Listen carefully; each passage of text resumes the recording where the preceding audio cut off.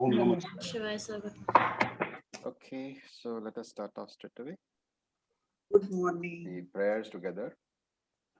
Om Sada Shiva Samarambha Shankaracharya Madhyama Asmadacharya Paryanta Vande Guru Parampara. Om Sahana Bhavatu Sahano Bhunaktu Sahaviryam Karavavahai Tejasvinavadhitamastu ma vidvijavahai. Om Shanti Shanti Shanti. Om Tat Sat. Om Tat Sat. Okay, so we will chant verse number 31, is it? We have completed 30, right? Yes. So let us chant verse 31. This is still Arjuna. So Arjuna Uvacha Arjuna Uvacha Arjuna Uvacha Nimittani cha pashyami Nimittani cha pashyami Pashyami Viparitani Keshava Viparitani Keshava Nacha Shreyo Nupashyami Nacha Shreyo Nupashyami Hatva Swajanam Ahave. Hatva Swajanamahave. Okay, I'm muted y'all. So we saw that in the previous 3 verses, Vyasacharya was presenting the symptoms of raga, of attachment, right? Because he said, having seen those relatives, my limbs are drooping, my mouth is drying, you know, the Gandiva is slipping from my hand, the skin is burning. All these things are symptoms of attachment only. They are symptoms of raga, which is one of the first problems which are visible, one of the first symptoms which are visible in samsara. And then Vyasacharya shows us the second symptom samsara, which is shoka or grief. And thereafter, he will talk about the third symptom, which is moksha, which is moha. So samsara is the universal problem, and it begins with attachment. And we know that the object of attachment varies. You know, one day it can be one person, other it can be another person. The objects can vary, but the problem of raga remains. And Vyasacharya now wants to show that the sorrow which you get, the shoka which you are experiencing, is also in proportion to the attachment which you have. And since Arjuna had intense attachment, obviously Arjuna's shoka, the grief, was also intense. And he's showing that when the mind is emotionally very intensely affected, then that suffering does not remain located in the mind only.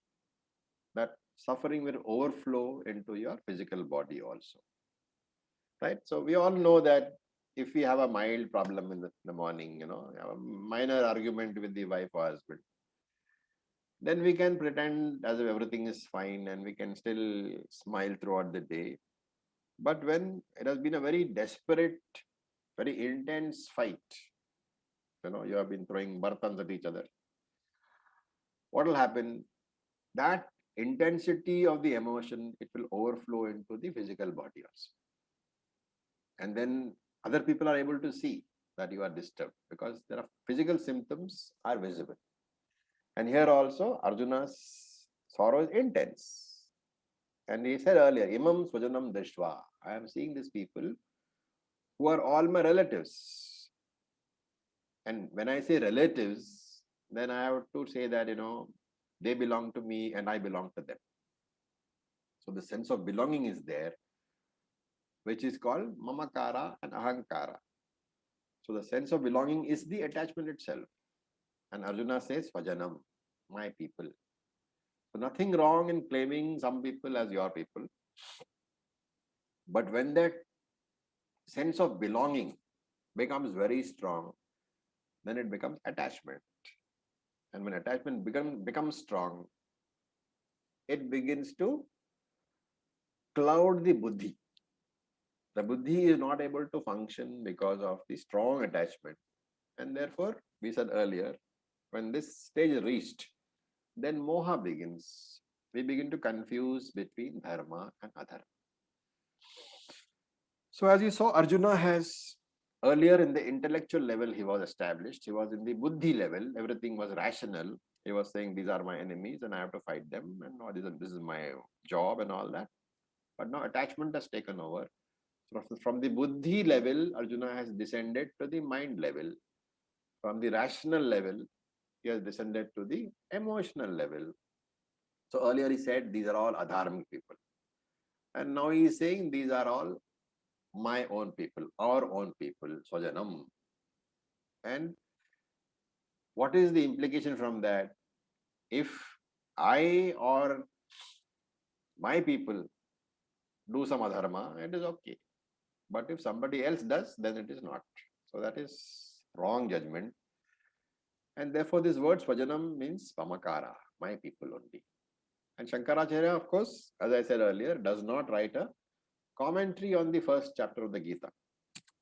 And even in the second chapter, he does not write a commentary until the 11th verse. So his Bhashyam starts with only the 11th verse of the second chapter, indicating that up to that, Shankaracharya thinks that all this only preliminary talks, not really deserving of commentary. So, but we have to analyze, because the entire first chapter and even up to the 10th verse of the second chapter is a build-up, right? It is showing us why it is important that one should be rational, why it is important that one should not be too strongly emotional. And if you look at your own lives, you will find that what is sorrow? One single thought is never sorrow. One single thought is never anger. One single thought is never depression. But what happens is that because we are not aware of the fact that that angry thought or that jealous thought has entered my mind, you nourish the thought. You enjoy having that thought, you nourish it.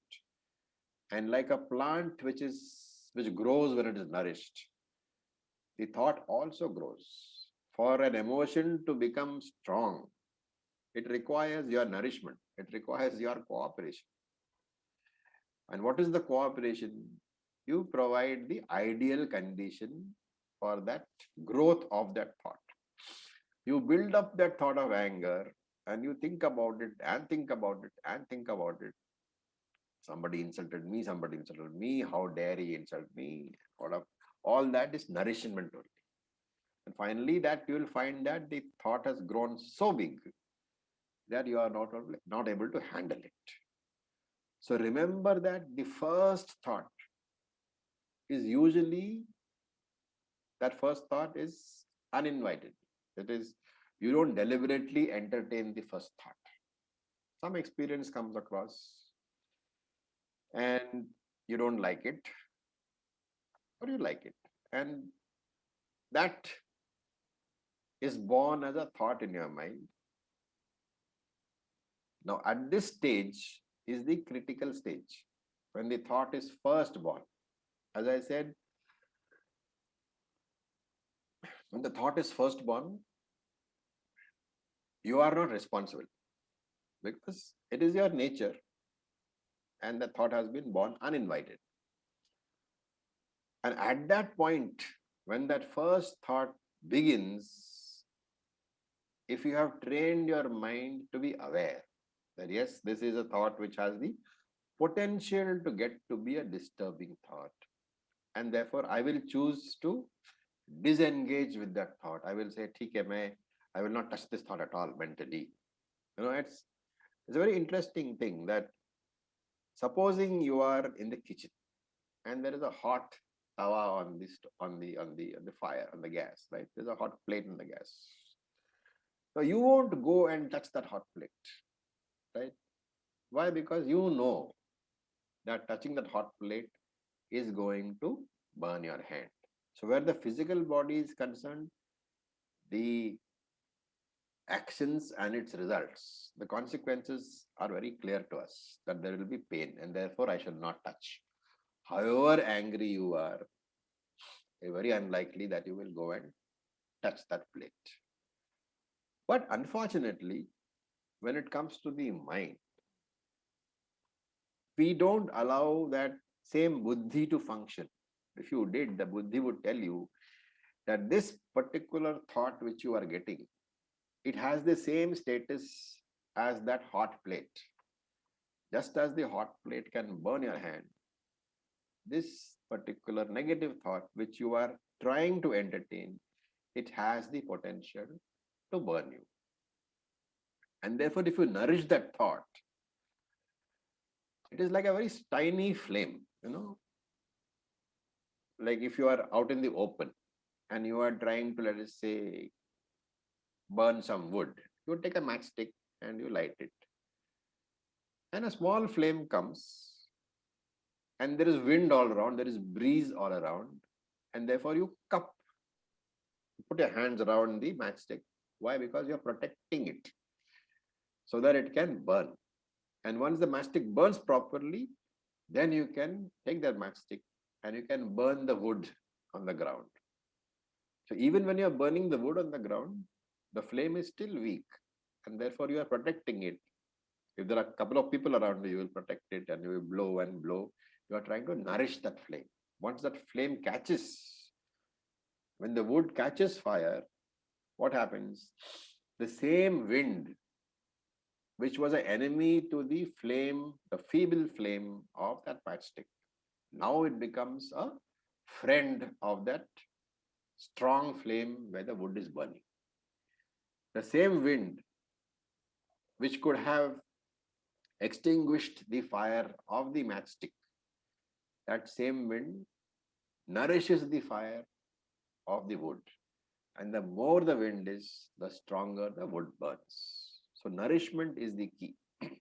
Similarly, this small initial thought, if I dismiss it, if I do not nourish it, it will go away. It's a weak thought. But later on, if you are nourishing it, it becomes like a huge wave or a very strong wind. So powerful that we will not be able to control it. So Arjuna also now here has allowed that first small flame to become a huge fire. That very one small ripple of water becomes a huge wave. And therefore, even his powerful hands, which were responsible for destroying millions of asuras, thousands of enemies, the hand is trembling because of that strength of that attachment, strength of the thought. And that strong hand, which can destroy thousands of asuras, it is not able to even hold the bow. And therefore it says, Siddhanti mama gatrani. He says, mama gatrani siddhanti. My limbs are shaking. Mukham cha parishishyati. My mouth is drying. What is the problem? The problem is in the head, right? So why should the problem in the head affect the mouth? So if you think, it should not, then you should speak to somebody who has tried public speaking for the first time in his life. The problem is where? In the head. But his mouth will dry up, his body will shiver, his voice will quiver. So problems in the head have the ability to get into the whole body. And therefore, Arjuna says, Vepatuscha sharire me, my whole body is shaking. Roma harshascha jayate, my hairs are standing on end. Gandivam samsrate hastat, the Gandiva, the bow is falling from my hands. Tvak cha eva paridahyate. My skin is burning. And avasthatum na shaknomi. I am not even able to stand. Hey Arjun, hey Krishna, I am so upset that my limbs are shaking, my legs are shaking. And not only that, Brahmativa me manaha. My mind is really upset. And nimittani cha pashyami viparitani Keshava. So now he is starting to imagine things. So earlier on he has talked about the physical portions. Hand is being, mind is reeling, hair is standing on head. And now he says nimittani cha pashyami. So nimittani here means omens, bad omens. And viparitani nimittani. That you have to connect together. Nimittani cha pashyami viparitani Keshava. So viparitani nimittani means bad omens. So viparitam means not good, bad. So this bad omen comes from where? From his own mind. So pashyami. I am seeing bad omens. Hey Arjuna, hey Krishna. So where does this bad omen come from? Obviously from his own mind, because his mind is completely upset. So when you are strong, when your mind is under control, you will see everything good. When you are weak, you will see all sort of things which the mind makes you want to see to stop you from doing what you are supposed to be doing. And therefore you will find that things like a black cat will cross your path. And you will tell your friend that, hey, yaar, this black cat has Kali Billi ne kaat diya rasta. But the fact is that there was no black cat, because your friend will be looking at you and saying, isko kya ho gaya? So the non-existent black cat crossed your path. And the non-existent Kali Billi came from where? From your own mind. So the weaker and weaker you become, the stronger and stronger all these things are going to happen. And you will imagine all sort of things. So Arjuna is saying, Viparitani nimattani aham pashyami. I am seeing all bad omens. Hey Krishna. And that bad omen means what? I should not be fighting this war. We should not be fighting this war. We are not going to win. And then he says, Nacha Shreyo Anupashyami Hatva Swajanam Ahave. So Hatva Swajanam Ahave. Hatva, in killing Swajanam, my own people, Ahave, in the battle. So Hatva Swajanam Ahave. In killing my people in this battle, Shreyo na Anupashyami.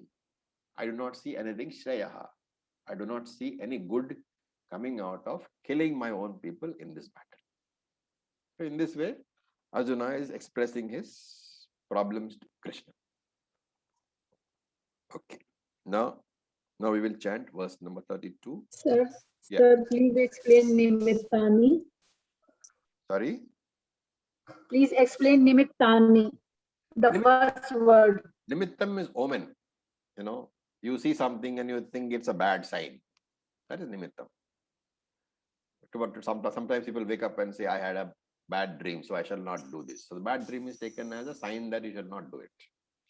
That's why I give the meaning of the example of the black cat.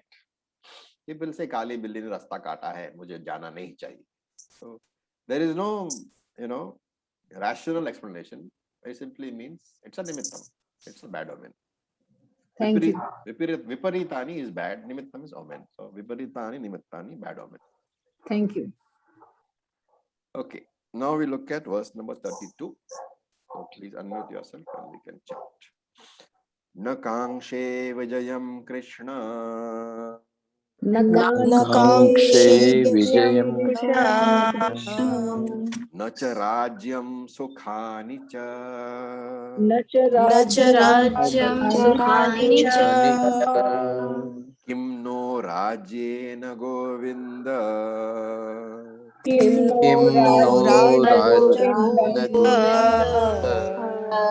Kim bhogair jivitena va. Kim bhogair Okay. So you can break that into na kangshe vijayam Krishna, na cha rajyam sukhani cha. So until there is no problem. Kim, that no, Kim, no. The no has to be understood as naha, na with a visarga. So Kim, naha, Rajyena Govinda, Kim. Then the second last word in this sloka, Bhogai Jivitenava, has to be broken into Bhogai, double matra, Bhogai, double matra with a visarga. So Bhogai. The pronunciation is Bhogai and Jivitenava. So once again, little Sanskrit grammar. Why is Bhogai pronounced with a visarga pronounced as Bhogai? Is Pronunciation of the I. last I akshar. ends with E. Yes, Bhogai is E, and therefore Visarga takes the same sound. So Bhogai E. Okay. So this will keep on repeating until we get it to our head, so that but as we go on, we are becoming more and more familiar with Sanskrit. Remember that it is not the purpose of this class to teach you Sanskrit, because that is, the grammar and all is beyond the scope. So I will still explain some things for understanding's sake. But if you want to go deeper into that, then the grammar study has to be done separately. And we do offer a grammar class. So anybody who wants to do that can message separately on the group, and we can join. I can put you in the grammar class. Grammar class takes place on Saturday evenings. Okay. It's a very good teacher. So she will teach you the grammar. And it's basic grammar. So there's not too much of struggle involved.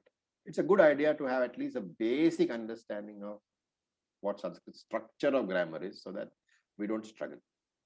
Anyway, having said that, look at the words. Na.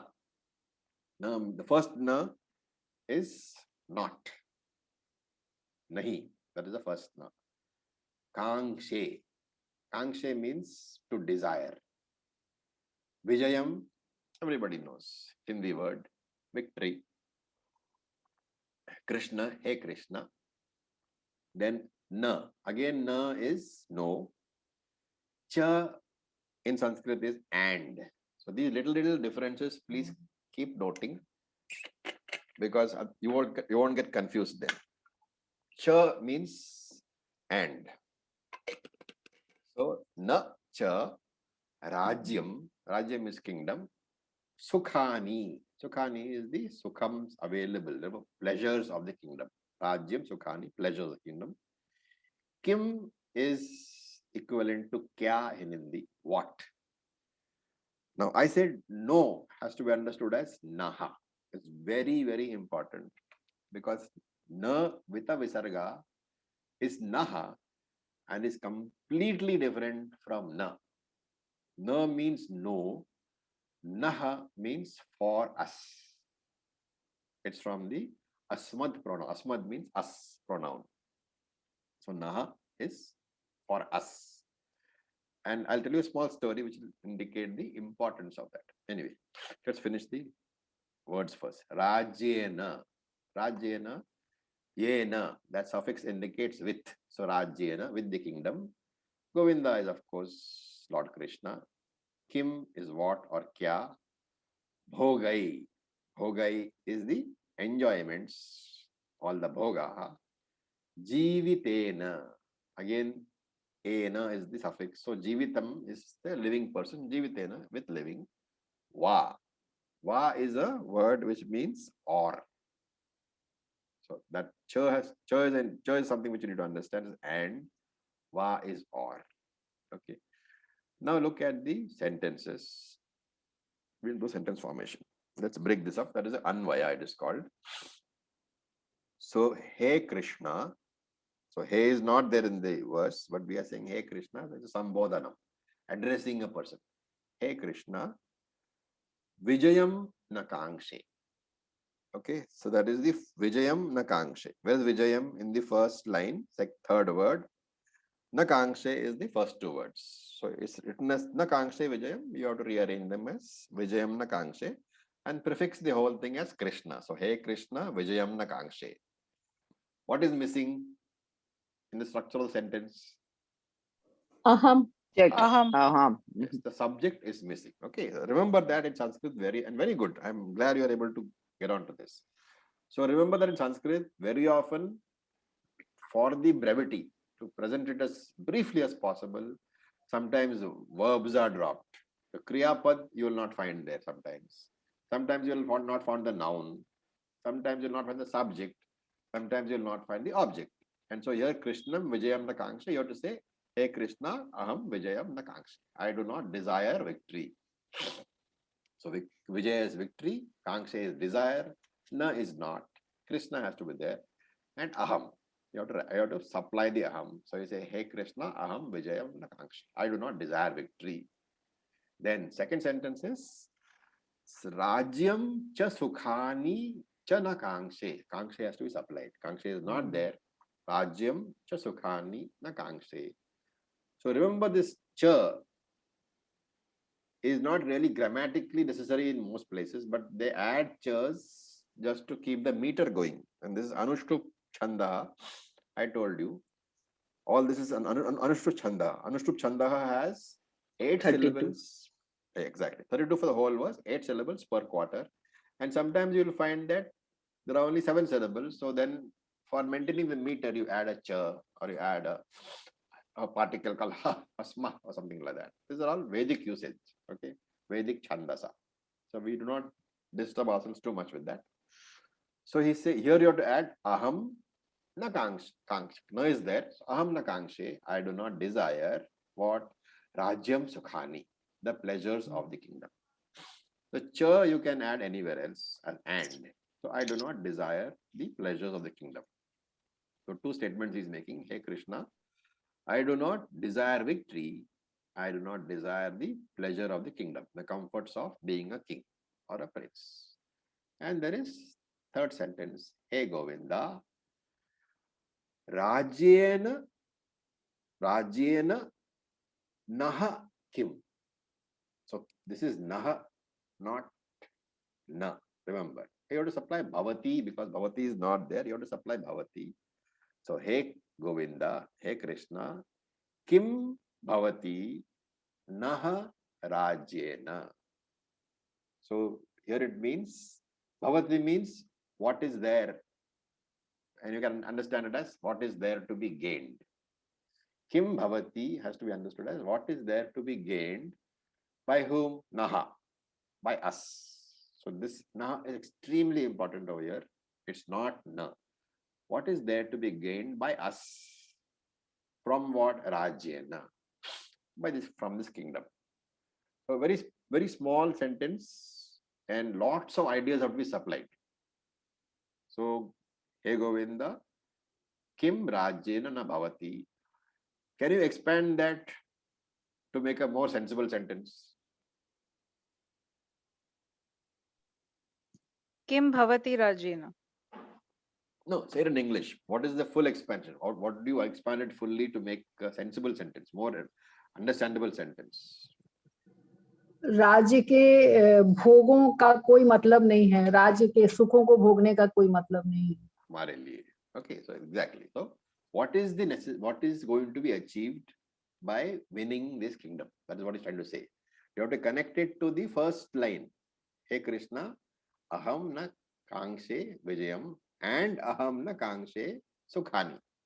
So the third line is an explanation. Hey Krishna, what is there to be gained by us? What pleasures are there to be gained by us from this victory? That is what is meant. Okay, that's what I'm saying.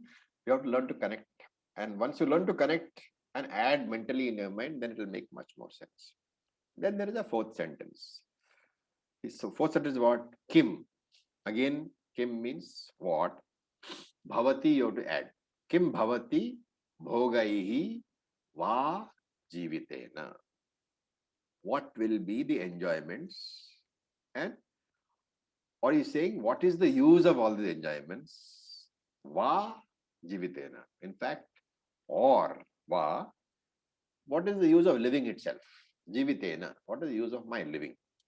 Okay, so it's a very depressing statement. He's saying that by killing people in this war, hey Krishna, I do not see any Shreya, anything good coming out of it. Because, hey Krishna, I don't want victory. I don't want the kingdom. I don't want the pleasures. What is the use of this kingdom for us, O Krishna? What is the use of all these pleasures?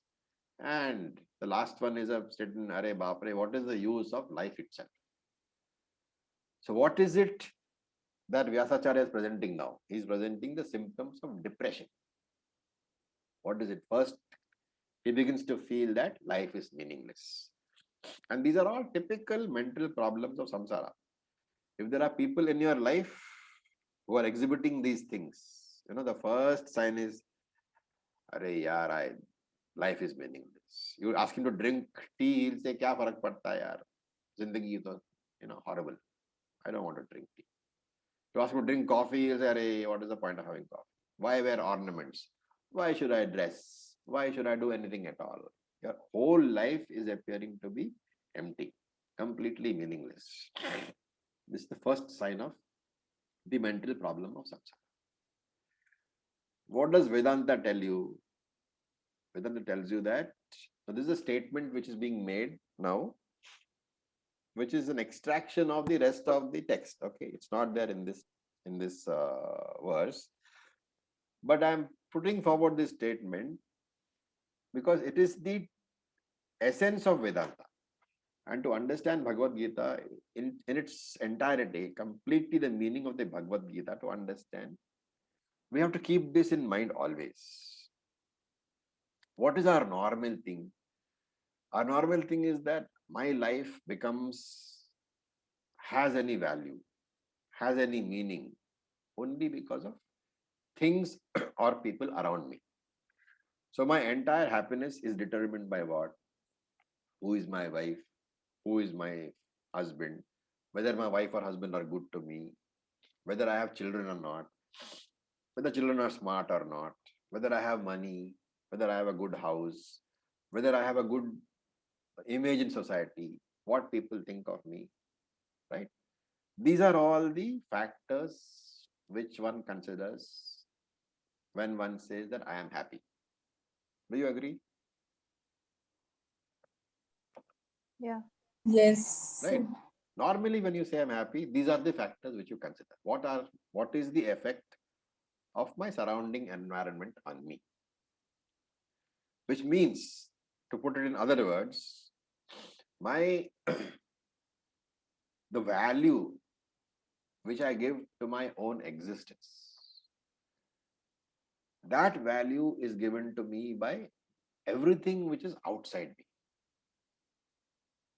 Friends, wives, husbands, children, parents, job, boss, houses, money, everything is external to you. And Vedanta says, how silly are you? Because how can you give meaning to your existence? To your existence, how can you give meaning based on what is outside you? Because the basic teaching of Vedanta is that there is only one truth. There is only one Satyam in this universe. And that Satyam is Atma, which you are. You are Atma. Everything else is inside you. Actually, you can use the word outside you, but here Atma is all pervading. So I'm saying you are that Atma because of which the entire creation exists. And therefore, you are the only meaningful thing in this entire creation. Because of you, the world exists. And therefore, the meaning for your existence, the value for your existence is because of you alone. It cannot depend upon any external factor at all. I just wanted to assimilate that statement and tell me whether you understood. Because once this statement is understood, then we can proceed further. Yes. Okay, no doubts, everybody? Mm. All right. If I am the only meaningful thing, then how is it that the world affects me. So Vedanta says it is because of ajnanam, ignorance. Because of ignorance, you associate yourself with people, with various activities, and you begin to think that your happiness, your values are dependent upon them. And as you begin to get more and more engrossed in that activity, you put yourself completely into that pursuit. And therefore, though it is you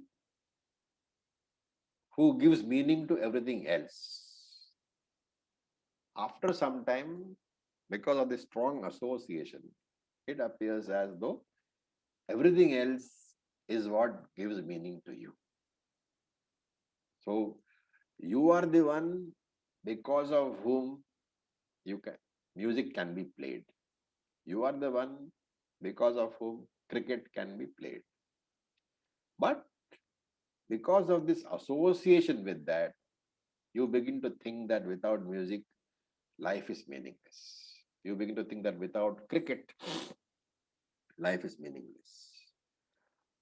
A workaholic thinks that because of when he retires, without work, life is meaningless. So one gets addicted to certain things or certain people, and you begin to conclude that without those people, my life is empty. So this is raga. This is the biggest and greatest delusion that you can have. Because Vedanta keeps telling you again and again and again, your life is worthwhile by itself because you add meaning to life. Nothing can add meaning to your life. Let the whole world exist. Let your husband exist. Let your wife exist. Let your children exist. Let your friends be there. Let your job be there. Let your house be there. Let your huge bank balance be there. Your life is meaningful. Let them go away. Let the husband go away. Let the wife go away. Let the children go away. Let your bank balance go away. Let your house go away. Lose all your friends. Your life is still just as meaningful. And therefore, Vedanta says, never make the mistake of connecting the purpose or value of your life to anything else at all. You are Purnaha. You are complete. You will always be complete. You will always be Purnaha. You don't need anything or anybody to add any meaning to your life because you are complete and full by yourself, not because of anything else in your life. And that is why dharma training, religious training has to start very early in life. Otherwise, in today's world, you will find that whatever crutches you are holding on to, they will fall off. And then we have all sort of problems like depression problems and stuff like that. That is why the term Govinda here, which we use, is extremely important. Govinda is what you can break it up into Go and Veda. Go can mean Veda. Veda can mean a cow. So Go can mean three things. Either Go can mean the Veda, Go can mean the cow, or Go can mean the senses. And therefore, one meaning of Govinda, which takes the word Veda as the meaning of Go, Govinda is one who is known by the Veda, who is known by studying Vedanta Vakyam. So that is why Govinda. That is one of the meanings. If you take the word Go as meaning senses, that also is one of the meanings. So Govinda is the one who gives pleasure because senses give you pleasure. And the third one is Go is of course the cow, and Govinda can mean the cowherd. The meanings are very important for us. And so Arjuna says, Hey Krishna, Nakangshe Vijayam. I do not see any meaning in this victory because earlier he was about to start the battle. And what was the purpose of the battle? Because he was very clear that the purpose of the war was to defeat Duryodhana and his army, defeat the Kauravas, because he was clear that it is a war between dharma and adharma. But now he's having doubts. Okay. And what is the purpose of this war? When we come to a later chapter, Krishna says, Paritranaya sadhunam vinashaya cha dushkritam dharma sansthapanarthaya. This is the purpose of the war itself. This line, of course, he is explaining the purpose of avatara, but it is the purpose of this war. Paritranaya sadhuna, to safeguard people who are sadhus. Sadhus here doesn't mean person who go around in, no clothes, okay? It means sadhu is the person who is following the Vedic path. The one who does sadhana is a sadhu. So, paritranaya sadhuna, to protect the good people, the virtuous people, and dushkritam vinashaya, to destroy those people who are evil. So, two major purposes: to safeguard the good people, to destroy the evil people. And there is a third and most important purpose: dharma sansthapanarthaya, for re-establishing dharma. And how does Krishna re-establish dharma in the war? Because before the war, he gives the discourse which we call Bhagavad Gita. Okay. Now, so Acharya, yes. आपने गो के 3 अर्थ बताए थे. हाँ जी. पहला एक बारी फिर से बता सकेंगे प्लीज? एक है इंद्रिया, that is the sense organs. Therefore, Govinda is the person who gives you pleasure because indriyas आपको सुख देते हैं. दूसरा गो है वेद, and therefore गोविंदा is जो वेद के माध्यम से जाना जा सकता है, वो गोविंदा है. और तीसरा of course is cowherd, जो okay, so that is the meaning. धन्यवाद. Now, therefore Arjuna says, Nakangshe Vijayam Krishna. All this is meaningless to me. Pleasure in life is also meaningless. What is the use of getting this kingdom? What is the use of pleasure? What is the purpose of living? So, Kim Jivite Nava is a very important statement here. It shows the complete depression into which Arjuna has fallen. अरे जी के क्या फायदा है कृष्णा? मुझे तो मरना चाहिए. And that he says in a later part of this chapter, he says it is better that I die. But anyway, we'll come to that. So, what is, forget about Vedanta. What does even Karma Kanda, Dharma Shastram say? Dharma Shastram says that the purpose of living is not to have just people around you. The original purpose of your being born, which means the original purpose of your life, is twofold. You have to be born because the karma has to be exhausted. The prarabdha karma which you have, which was the reason for your birth, that has to be exhausted. And that is the purpose for which you are born. And secondly, because you are born a human being, you have the capacity of free will, which means the main purpose here is to use that free will to get moksha, to live a spiritual life, to come to jnanam and to get moksha. So that is the most important thing. That is what even Dharma Shastra says. Arjuna seems to have forgotten all that because he is crying and shouting about how life is meaningless. Okay. Now we will look at verse number 33. So please unmute and we will chat.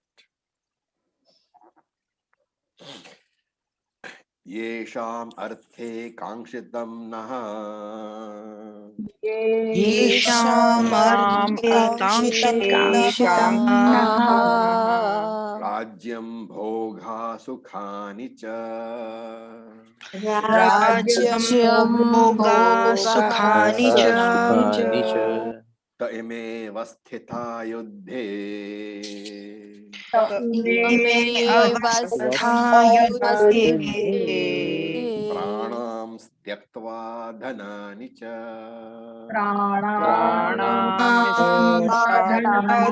धनानि च Okay, so I muted you again. Now look at the words. Yesham arthe. You break that into yesham plus arthe. Then kangshitam. Then that no, as I said, I pronounced it as naha. While chanting, you can pronounce that no problem. But it is naha. For the reason that I gave. Excuse me, Acharya ji. Hanji. Why are they continuously using Kangsha instead of Akansha? There is a difference. Kangsha is desire. What is akansha? Ichha, desire. No, there will be. I'll come to that. Okay. And Acha. one, of course, as you know, Sanskrit words, it's not like English. What is the Yeah. difference between English word and Sanskrit word? Sanskrit words can have meanings different depending on context. Exactly. Sanskrit words have multiple meanings, and therefore multiple words have the same meaning. So if you are using kangshitam, you chant yesham arthe kangshitam na, and chant yesham arthe akangshitam na, and tell me what is the difference. So that basically for the poetic sense of The the chanda is broken. uh, The meat is broken. Okay, so you'll find that sometimes this happens. A word which is longer or shorter is used just to keep the meaning. And sometimes you will find that meaningless things like cha. Cha means and you need to use and only once in a sentence. But sometimes you will find that there are twice and thrice it is used just to keep the meter going. Okay. Fine. So these are the things which we need to accept, that this is how Veda is. It's called Chandasic usage. It's Vedic usage. So we don't question. Yesham. Yesham means what? For those. You have to break that into Yesham plus Arthe. Yesham Arthe Kangshitam. Then no, as I said, has to be understood as Naha. It can be chanted as no to keep the meter. Then Rajyam Bhogaha Sukhanicha is okay. Then Ta Ime. Then the inverted S. What is it called? Avagraha. Avagraha. And when you break the sandhi, you drop the avagraha. And you put a. So remember the word avagraha. How will you explain the word avagraha? का ग्रहण हो जाए. Ka grahanam. Eclipsing of grahanam also means eating. Grahan karo, taking. So either way you can explain it. So when you drop it, becomes ta. Because of sandhi rule, it is ta. What should it actually be? Te. Because E Te. is afterwards, and therefore Te. it is pronounced ta. It's written as ta, but when you break it up, it has to be te ime. Te ime avasthitaha. You put a visarga. Yuddhe pranan. When you break, the half sa drops, and pranam becomes pranan. Tyaktva dhanani cha. Okay, that is the word breakup. Yesham. For those people, उन लोगों के लिए. And yesham is sambandhe to artha. For the sake of. So yesham arthe means उन लोगों के लिए. That one word. For the sake of those people. Kangshitam, desired. Naha, for us. Then Rajyam, kingdom. Bhogaha, enjoyments. Sukhani, pleasures, multiple. They means they. Ime means these, ye. So they is wo, ime is ye, these. Avasthita, standing, still remaining. Yuddhe, yuddha me. So yuddhe is in the battle. Pranan, lives. Tyaktva, having given up. From the dhatu tyaj, to give up. So tyaj plus kritva is tyaktva. Dhanani is wealth. Cha is and. Now look at the Anvaya. So Anvaya can be written, remember, in many ways. Okay. So there is no one single way of writing Anvaya. You have to just remember that ultimately it should make sense. And why do you write Anvaya? What is the purpose of having written Anvaya? Understand the order of the sentence. Yes. And remember that because this is Sanskrit, and because, as I said, in the verses you will find that, subjects are dropped, verbs are dropped, adjectives are dropped. All these things happen. Okay. Nouns are dropped. So though I am giving the Anvaya based exactly on the words, when you mentally do the Anvaya, you should be able to add the nouns and the verbs and all those things. Then only it will be a complete sentence. So that is an exercise which you can do mentally. You can do it in Hindi or in English, it doesn't matter. Just make sure that in the mind, the complete meaning of the sentence is available to you. Okay. So, Anvaya here can be Naha Rajyam. Naha means ours. So, our kingdom. Naha Rajyam, our kingdom. Bhogaha cha sukhani. Bhoga is pleasures. Sukha is comforts. Kangshitam, desired. Yesham arthe. Okay, so he says, remember that there are two sentences. If, then. So we call it yad, tad. The first sentence is Naha Rajyam Bhogaha cha Sukhani Kangshitam Arthe Yesham, which means that we desire the pleasures and comforts of this kingdom, Yesham Arthe, for their sake. For whose sake? Yad. Then the second sentence is Te ime, those people. You have to supply here, those people. Te ime, those people. Tyaktva, pranan, who are giving up their lives. And dhanani, and wealth. And avasthita are standing in the battlefield. So you have to connect these two sentences like saying because the pleasures of the kingdom are being desired for whose sake? For the sake of those people who are standing in the battle, willing to lose their lives for us. That is the meaning of this little complex sentence. It says, जो इंसान के लिए हम लोग ये राज्य का सुख चाहते हैं, वही इंसान ये रणभूमि में खड़े हैं, जीवन त्यक्त्वा, ready to give up their lives. The same people who are ready to give up their lives, for those people only I want the kingdom, right? So this is what Arjuna is now justifying his decision not to fight. So yesham arthe kangshitam naha ajyam bhoga sukhani cha. Since simply put, through this battle, what am I trying to get? I'm trying to get back the pleasures or the kingdom itself. I'm trying to get back. And why do I get back? I don't want to enjoy it. Yesham arthe. I would like Bhishmacharya and Dronacharya, who are my gurus, to enjoy the benefits of all this kingdom. But unfortunately, they are all standing in front of me.